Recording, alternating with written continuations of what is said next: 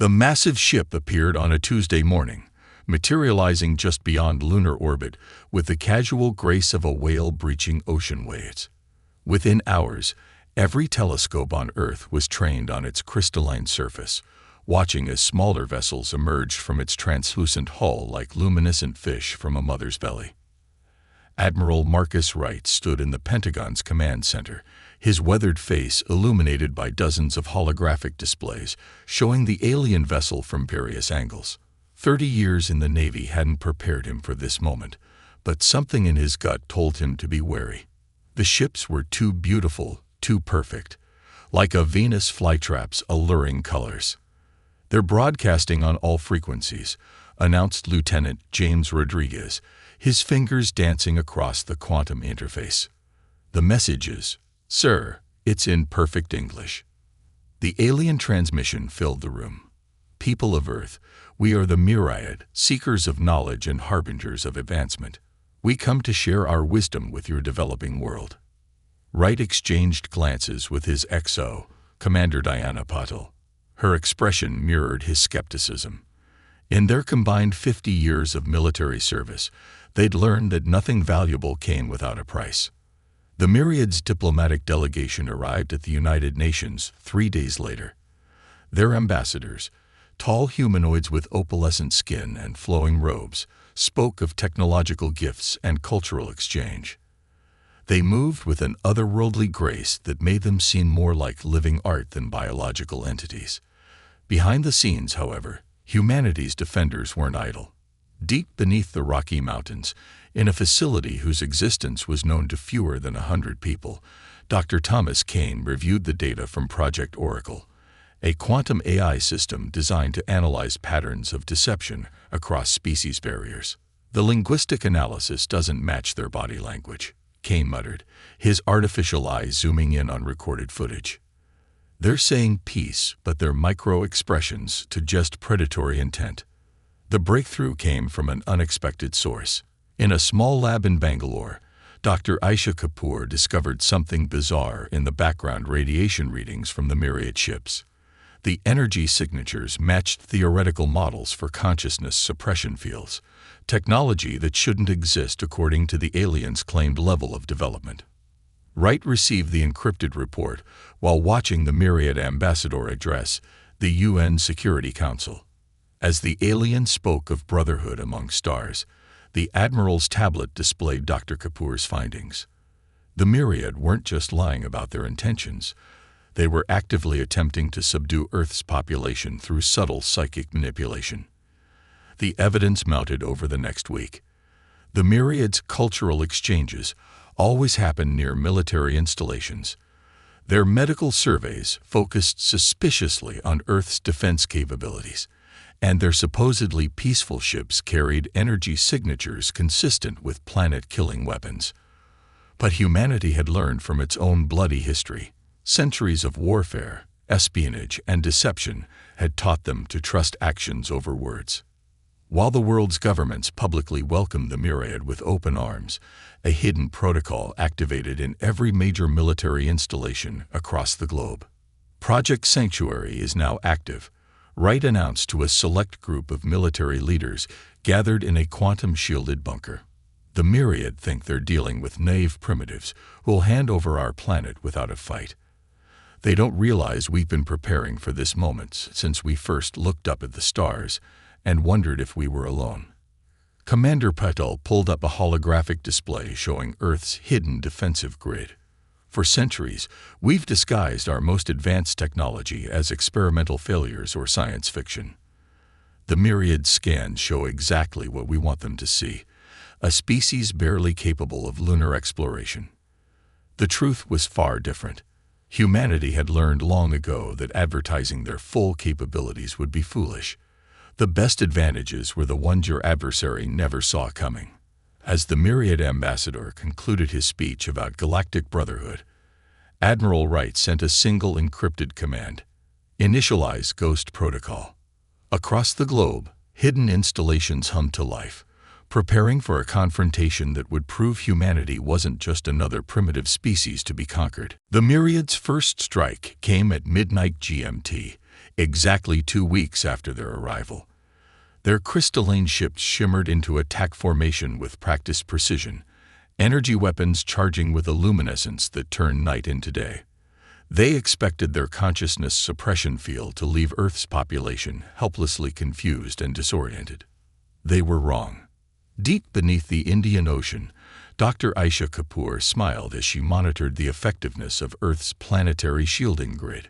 The network of quantum resonators, disguised as deep-sea research stations, had been neutralizing the myriad psychic attacks since day one. Mental influence at 0%. Admiral, she reported through the secure quantum channel. They have no idea their primary weapon is useless. Admiral Wright's voice crackled through the comm. Initiate Phase 2. Let's show them what humanity's been hiding. Across the globe, seemingly abandoned military bases transformed.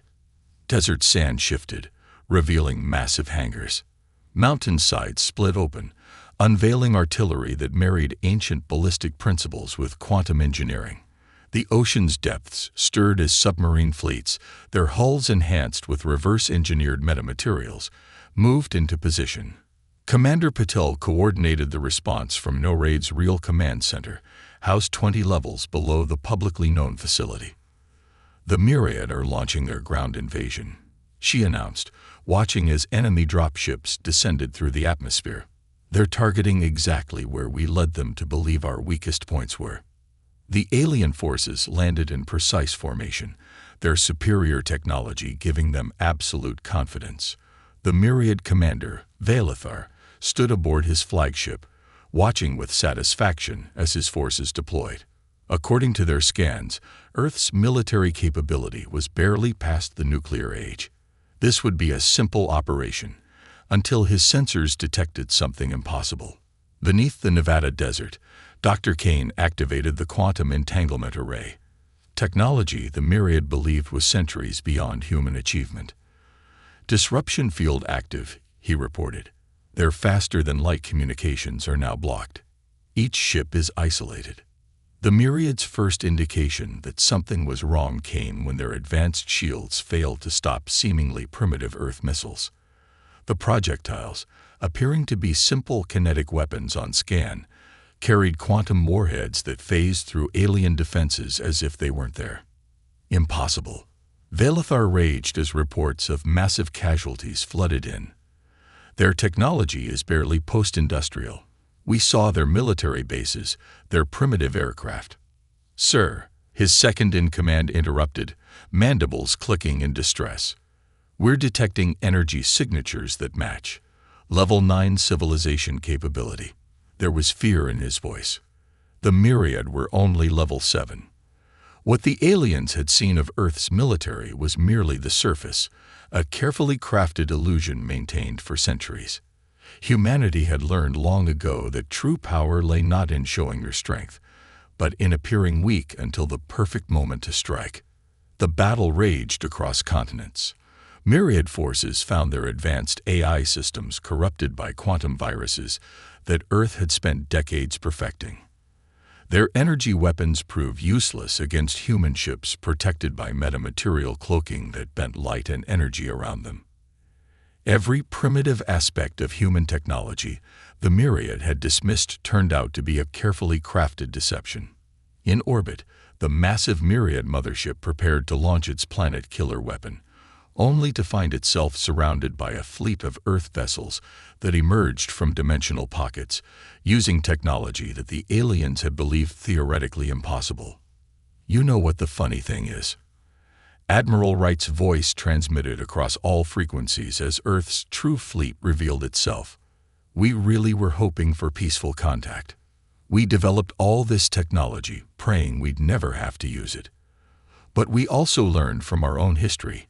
Trust must be earned, not given blindly. Dr. Kapoor's voice joined the transmission from her underwater command center. For millennia, humanity fought itself, each conflict teaching us new ways to hide, to deceive, to survive. When we finally united, we didn't abandon those lessons. We perfected them. The Myriad's invasion force found itself caught in a trap centuries in the making. Every weakness they thought they had detected in Earth's defenses was a carefully placed lure. Every technological advantage they believed they held had been countered before they even arrived. As Earth's hidden arsenal fully activated, the true scale of humanity's preparation became clear. This wasn't just a defense system. It was the product of generations of paranoid innovation, a combination of every doomsday scenario humanity had ever imagined. Valethar watched in horror as his invasion force was systematically dismantled by technology that shouldn't exist. Humanity hadn't just prepared for invasion. They had prepared for every possible type of invasion, and they had done it all while maintaining the perfect facade of vulnerability. The question was no longer whether Earth would survive. The question was whether the Myriad would. Valethar's flagship shuddered as another volley of quantum-tipped missiles phased through their supposedly impenetrable shields. In the 3 hours since Earth revealed its true technological capabilities, the Myriad invasion force had lost 30% of its fleet. But the alien commander wasn't ready to admit defeat. He still had one advantage that humans couldn't possibly have anticipated. "Deploy the null spheres," he commanded, his opalescent skin pulsing with determination. "Let's see how their hidden technology functions when we rewrite the laws of physics in their local space." Across Earth's atmosphere, thousands of crystalline spheres activated, creating zones where advanced technology simply ceased to function. It was the Myriad's ultimate equalizer, designed to reduce any enemy to their most primitive capabilities. Valethar waited for the inevitable chaos as Earth's sophisticated weapons failed. Instead, he heard laughter over the command channel. "Did you really think we hadn't prepared for this?" Dr. Kane's voice carried a hint of amusement. "Humanity spent centuries fighting with sticks and stones before we developed advanced technology. We never forgot those lessons." As if to prove his point, what appeared to be simple wooden ships launched from hidden bases in the Amazon rainforest.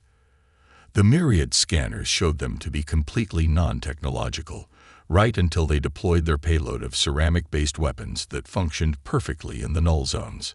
"You see," Commander Patil explained as she coordinated the counterattack, "we didn't just develop advanced technology. We developed parallel technologies using completely different scientific principles. When you shut down one system, we simply switched to another." The primitive wooden ships were followed by what looked like ancient Chinese fire arrows, except these were guided by mechanical computers that required no electricity. Bronze Age weapons had been reimagined with modern materials science, creating armaments that were immune to technological disruption. Dr. Kapoor's voice joined the tactical channel. "Every human culture developed its own ways of waging war. Instead of discarding that knowledge, we preserved it, improved it, and kept it ready. Your null field doesn't handicap us. It just lets us demonstrate our versatility." In orbit, the Myriad fleet watched in disbelief as their supposedly unstoppable null technology was countered by weapons that seemed to be pulled from Earth's medieval period, but with devastating modern innovations. Trebuchets launched kinetic kill vehicles with mechanical precision.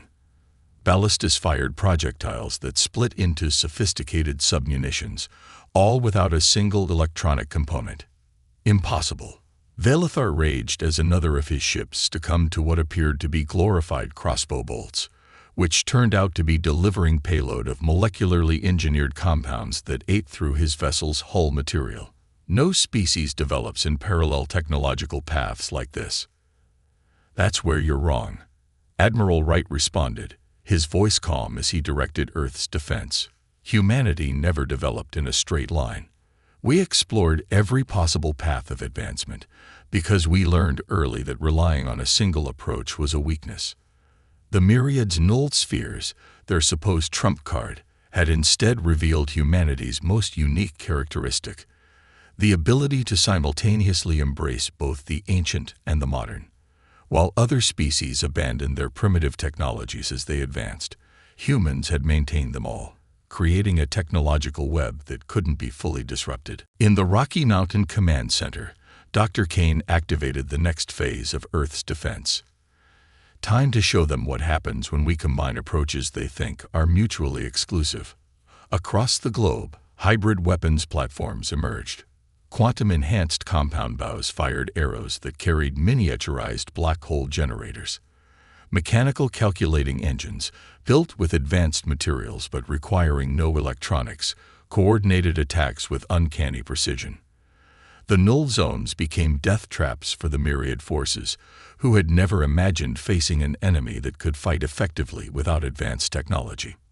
Valithar watched in growing horror as his forces were systematically dismantled by weapons that shouldn't exist. Primitive tools enhanced by advanced material science, ancient techniques amplified by modern knowledge, but requiring no modern technology to function. You know what your biggest mistake was. Admiral Wright's voice carried across all frequencies. You assumed that advanced meant better. Humanity learned long ago that true advancement means keeping every tool in the arsenal, not just the shiniest ones.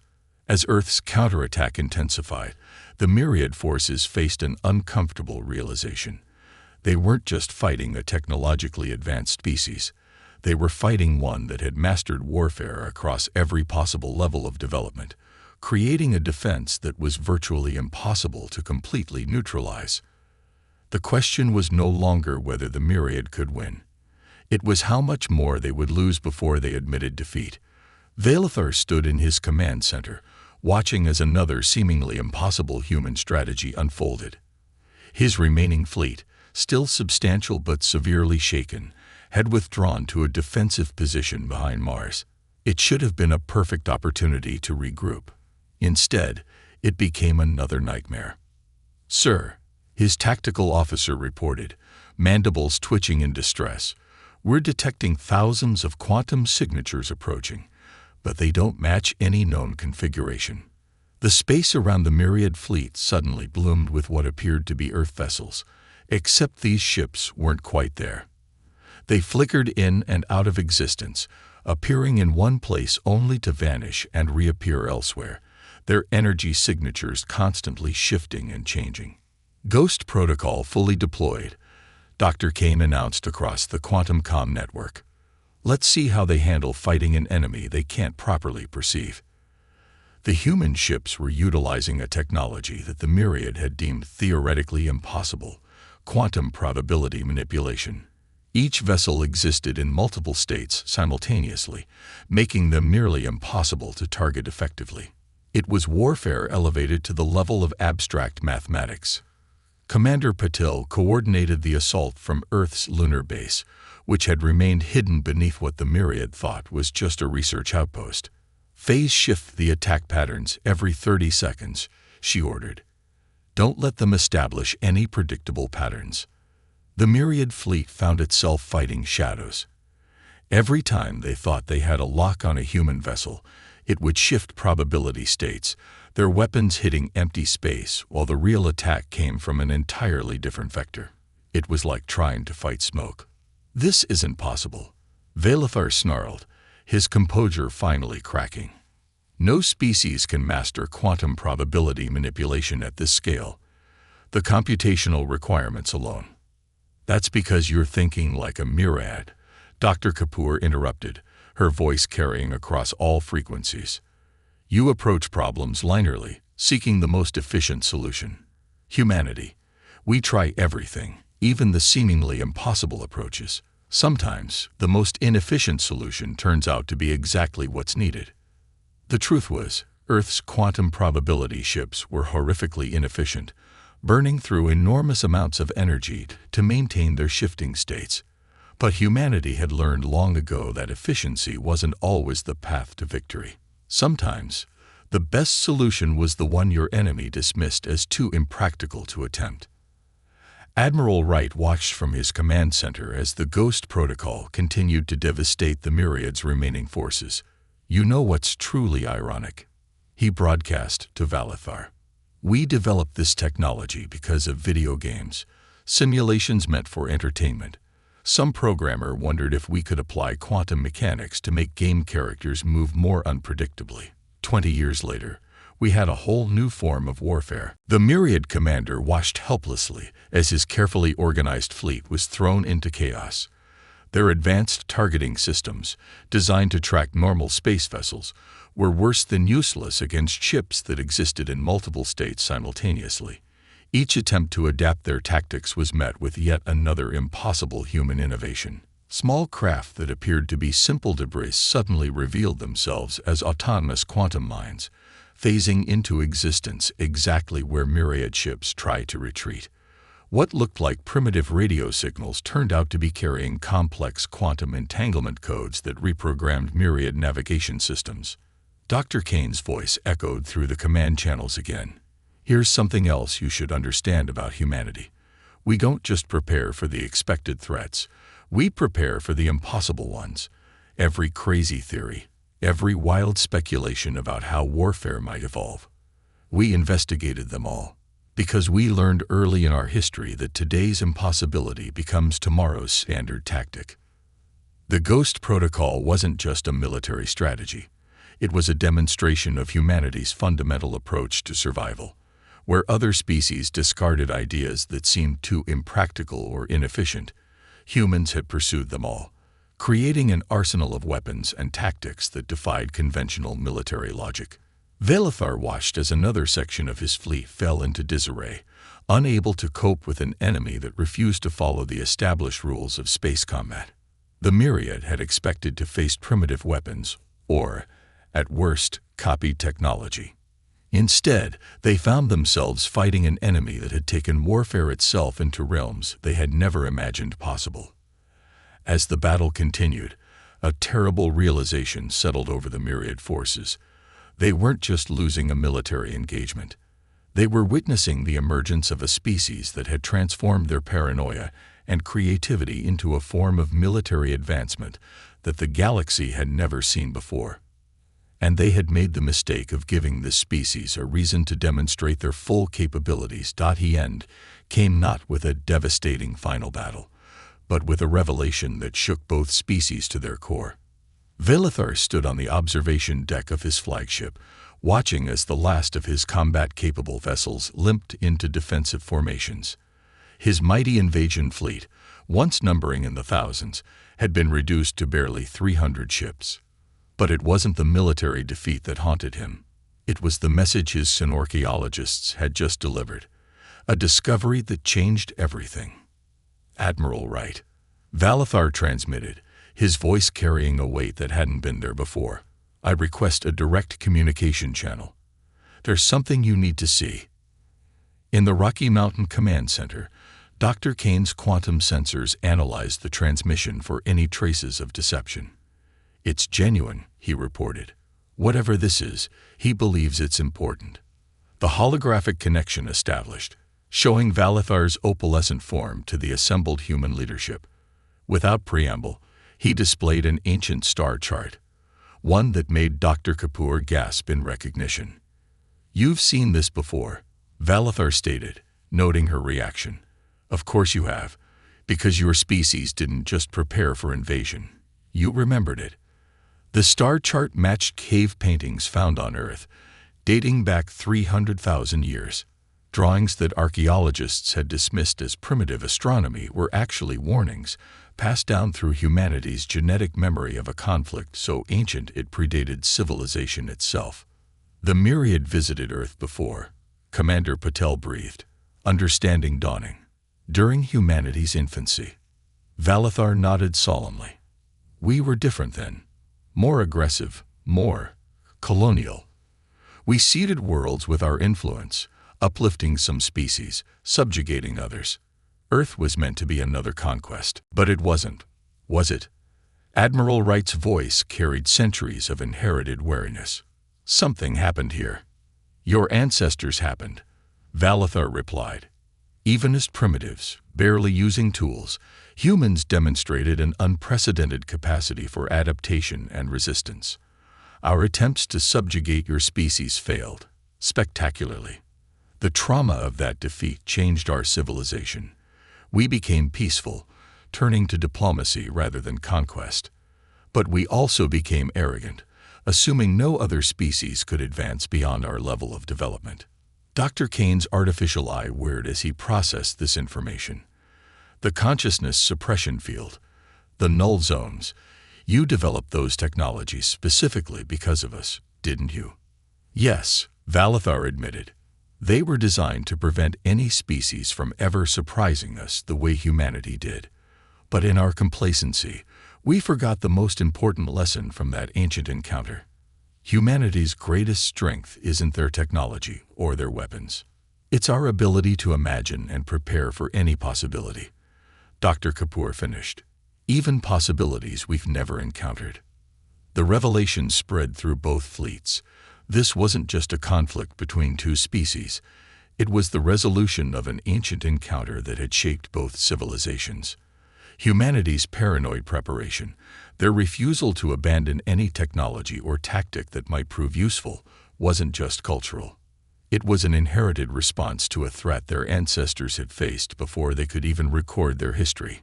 Your victory today wasn't just about superior preparation or hidden technology, Valathar continued. It was about something we lost long ago, the understanding that true advancement means retaining every lesson, every tool, every possibility. While we discarded our primitive technologies as we advanced, you preserved them all, creating a civilization that can't be truly defeated because it can't be fully understood. Admiral Wright stepped forward, his weathered face reflecting the weight of this revelation. So what happens now? Now, Valathar replied, we have a choice. We can continue this conflict, watching as you demonstrate more impossible combinations of primitive and advanced warfare. Or we can acknowledge what our ancestors should have recognized 300,000 years ago, that humanity isn't a species to be conquered or uplifted. You're a species to be learned from. The command center fell silent as the implications settled in. Humanity hadn't just defeated an alien invasion. They had caused an advanced civilization to rediscover truths it had forgotten about the nature of progress and power. There's a third option, Commander Patel suggested. Your science, combined with our creativity. Your experience, tempered by our adaptability. Instead of either species teaching the other, we could learn together. Valathar's skin rippled with colors that the xenobiologists identified as hope. Perhaps that's the lesson both our species needed to learn. Not that one approach is superior, but that true advancement comes from embracing all possibilities. As the former adversaries began discussing terms for a new kind of relationship, Dr. Kane made an observation that would be recorded in both species' histories. The greatest victory isn't defeating an enemy. It's turning an enemy into a partner who makes you better than you were before.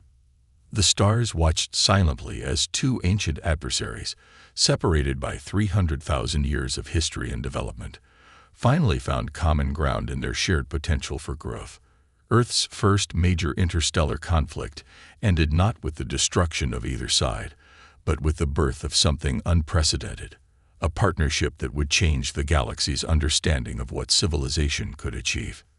And somewhere, in the deepest part of human genetic memory, ancient warriors looked upon their descendants' victory with pride, knowing that their resistance had not just saved humanity's future, it had shaped it into something extraordinary.